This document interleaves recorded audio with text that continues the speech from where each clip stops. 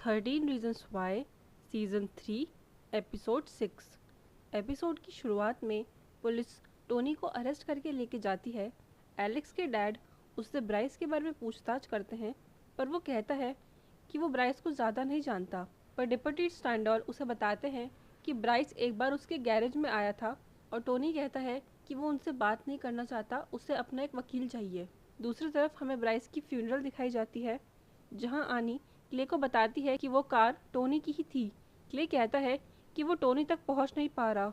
आनी बैकग्राउंड में कहती है कि टोनी सबके राज छुपाता था, पर उन्हें ये नहीं पता था कि टोनी का अपना भी एक राज है जो वो सबसे छुपा रहा है। इसके बाद बैरी, ब्राइस के डैड, वहाँ फ्यूनरल में आके सबसे नॉर्मली बात करते हैं, जिनका बिहेवियर सभी को अजीब लगता है। उनके बिहेवियर से ऐसा लगता है कि उन्हें अपने बेटे की डेथ का कोई गम नहीं है और क्ले को उन पर शक होता है। पर आनी कहती है कि वो सिर्फ एक बुरे बाप हैं, इसका मतलब ये नहीं कि उन्होंने ही ब्राइस को नुकसान पहुंचाया है। इसके बाद हमें फ्लैशबैक में दिखाते हैं कि बैरी ने ट्रायल के बाद ब्राइस और उसकी मदर को अकेला छोड़ दिया था और अपनी गर्लफ्रेंड के साथ एक नए घर में शिफ्ट हो गए थे। उन्हें न ब्राइस की परवाह थी और ना ही वो उससे मिलने आते थे। ब्राइस उन्हें साथ में गोल्फ खेलने के लिए कहता है, पर उसके डैड इसमें भी ज़्यादा इंटरेस्ट नहीं दिखाते। बैरी से मिलकर नोरा को एक और इंसिडेंट याद आता है, जब बैरी पैसे न देना पड़े इसीलिए वो डिवोर्स को अटका रहे थे और नोरा के फादर उसकी बेइज्जती कर रहे थे। पर ब्राइस उस टाइम सबके सामने अपने माँ के लिए स्टैंड लेता है और कहता है कि कोई भी उसकी माँ से ऐसे बात नहीं करेगा। यहाँ हम देख सकते हैं कि ब्राइस ने पहली बार अपने अग्रेशन को सही जगह यूज़ किया है। एक और फ्लैशबैक में हमें पता चलता है कि एलेक्स के साथ गलत घर में तोड़फोड़ करने के बाद ब्राइस ने उसके डैड के घर जाकर तोड़फोड़ करी थी, जिसकी वजह से उसमें और बैरी में एक बहुत बड़ा झगड़ा हुआ था। और उस झगड़े में वो कैटलीन नाम की बच्ची का जिक्र करते हैं, जो कि बैरी के उनके अफेयर से बेटी थी, यानी कि वो ब्राइस की बहन है। नोरा ब्राइस को शांत कराती है और कहती है कि उन्हें बैरी के बिना अपनी ज़िंदगी में आगे बढ़ना होगा। और इसके बाद प्रेजेंट में जैक और नोरा ब्राइस के लिए स्पीच देते हैं और नोरा को एक और फ्लैशबैक याद आता है, जिसमें ब्राइस और वो खुशी खुशी साथ में पेंट के साथ खेलते हैं। इसके बाद नोरा की स्पीच के दौरान जेसिका की ग्रुप की लड़कियां वहां आके ब्राइस को रेपिस्ट बुलाना शुरू कर देती हैं और पुलिस उन लड़कियों को बाहर लेके जाती है।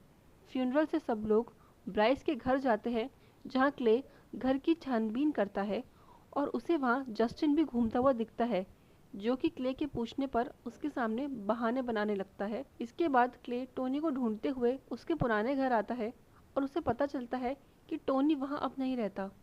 आनी और क्ले कैलेब से बात करते हैं और कैलेब उन्हें बताता है कि टोनी की पूरी फैमिली को ICE यानी इमिग्रेशन वाले उठाकर ले गए थे और टोनी ने वकीलों के फीस के इंतजाम के लिए अपनी कार ब्राइस को बेच दी थी, पर फिर भी टोनी की फैमिली को डिपोर्ट कर दिया गया था और टोनी यही बात महीनों से सबसे छुपा रहा है।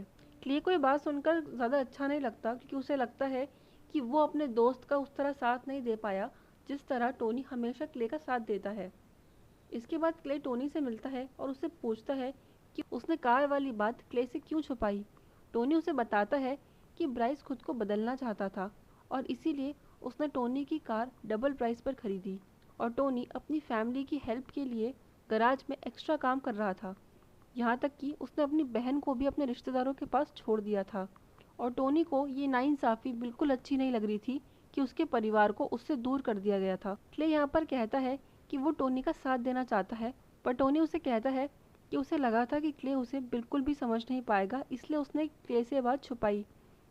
और तभी पुलिस को दिखाते हैं, जो क्लूज के लिए वॉकर हाउस की सिक्योरिटी फुटेज देखते हैं, जहां उन्हें वो फुटेज मिलती है जिसमें उन्हें क्ले गन के साथ ब्राइस को धमकाते हुए दिखता है। ये तभी की बात है जब हैना के केस के दौरान क्ले ब्राइस को धमकाने पहुंचा था और जस्टिन ने आकर क्ले को शांत कराया था।